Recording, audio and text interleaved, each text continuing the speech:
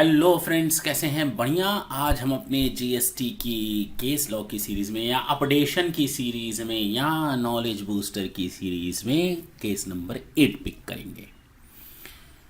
सारे इंपॉर्टेंट हैं, आपने देखे होंगे जितने भी हम लोगों ने आज तक केसेस किए हैं, एक से बढ़कर एक किए हैं। मज़े आते हैं उनको देखने में, हमारा प्रैक्टिकल नॉलेज इन्हांस्ड होता है। मीन्स कि हाँ, जो हम लोग थ्योरेटिकली पढ़ते हैं, जब उसको प्रैक्टिकल इंप्लीमेंट करने की बात आती है तो प्रॉब्लम्स कहाँ जनरेट होती हैं। Yes, we are going to with all those cases. उसी सीरीज में अब आपके सामने आता है केस नंबर 8। क्या कहता है? अब मैं आपके सामने एक क्वेश्चन रखता हूं, उसका आंसर आप हमें देंगे। मैंने आपको मालूम है कि आरसीएम लगता है, रिवर्स चार्ज मैकेनिज्म।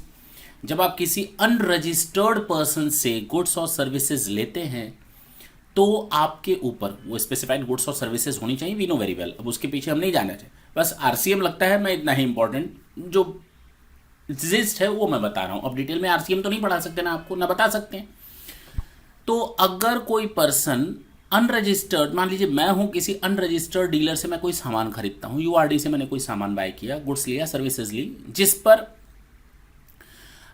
अब वो सर्विस और गुड्स लेने के बाद मैंने सेल्फ इनवॉइसिंग की। ये भी आपको मालूम है कि हम लोग को सेल्फ इनवॉइसिंग करनी पड़ती है और आरसीएम का पेमेंट करना पड़ता है। ठीक, मैंने सेल्फ इनवॉइसिंग की और मैंने आरसीएम का पेमेंट कर दिया। बाद में क्या पता चला, अरे ये क्या हो गया, अरे ये क्या हो गया, जिस चीज पर मैंने आरसीएम दिया था उसको तो गवर्नमेंट ने पहले ही विड्रॉ कर लिया था। अब हम आरसीएम दे चुके हैं और गवर्नमेंट ऑलरेडी हमारे पेमेंट करने के पहले पहले क्या कर चुकी है, उस पर्टिकुलर गुड्स और सर्विसेज स्पेसिफाइड था उसको अनस्पेसिफाइड कर दिया, उसमें से हटा दिया, आरसीएम का सिस्टम ही झंझट ही खत्म कर दिया पर्टिकुलर उस आइटम गुड्स और सर्विसेज पर जो मैंने यूआरडी से बाय किया था। यानी मैंने यूआरडी से बाय किया, अनरजिस्टर्ड था, स्पेसिफाइड गुड्स और सर्विसेज थी, उस पर मैंने आरसीएम दिया, गवर्नमेंट को पे ऑफ कर दिया, इस उम्मीद के साथ कि ये जो सामान है इसको मैं फ्यूचर में अपने बिजनेस में या फर्दरेंस ऑफ बिजनेस में यूज करूंगा। और मैंने सेल्फ इनवॉइसिंग करके उस पे आरसीएम दिखा करके मैंने गवर्नमेंट को टैक्स पे ऑफ कर दिया। अच्छा, बाद में मुझे पता चला कि मैंने जो टैक्स पे किया मुझे वो देना ही नहीं था आरसीएम का।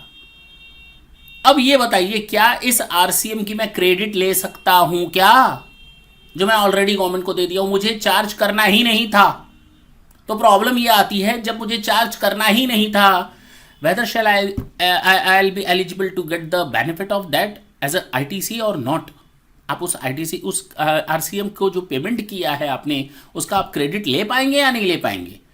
आप कहेंगे नहीं, तो आपका आंसर गलत है।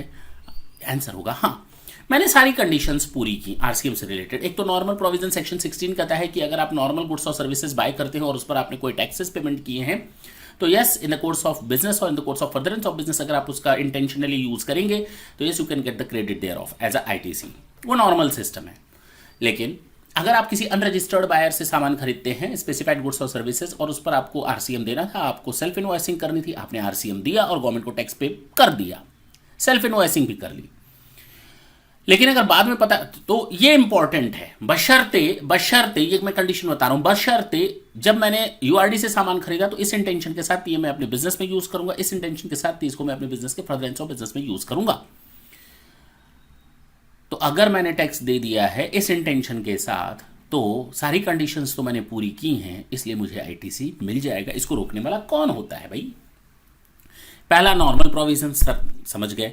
दूसरा, no registered person shall be allowed the credit unless in possession of the tax invoice. तो मुझे तो यहाँ सेल्फ इनवॉइसिंग करनी है, तो सेल्फ इनवॉइसिंग में टैक्स इनवॉइस तो खुद ही बनानी पड़ेगी अपने ऊपर आरसीएम में। In the given case the goods और services on which tax has been paid under RCM inadvertently are intended to be used for the furtherance of business. ठीक है। Further, since purchases have been made from unregistered person, a self invoice needs to be issued and the goods and services on which is paid should be received. Goods और services receive हो जानी चाहिए, specified goods और services होनी चाहिए, self invoicing होनी चाहिए, तो टैक्स इनवॉइस तो मेरे पास है ही है। If all such conditions are fulfilled there is no restriction on availing ITC on tax mistakenly paid under RCM. Yes, no restriction to avail, तो आप उसको अवेल कर सकते हैं। थी ना नई चीज? जी सर। ये था आपके लिए एक छोटा सा केस, लेकिन बहुत ही इंपॉर्टेंट। नेक्स्ट सेशन में जब हम आपके सामने आएंगे फिर से एक नए केस लॉ के साथ, तब तक के लिए tata and bye bye. Thank you, thanks a lot.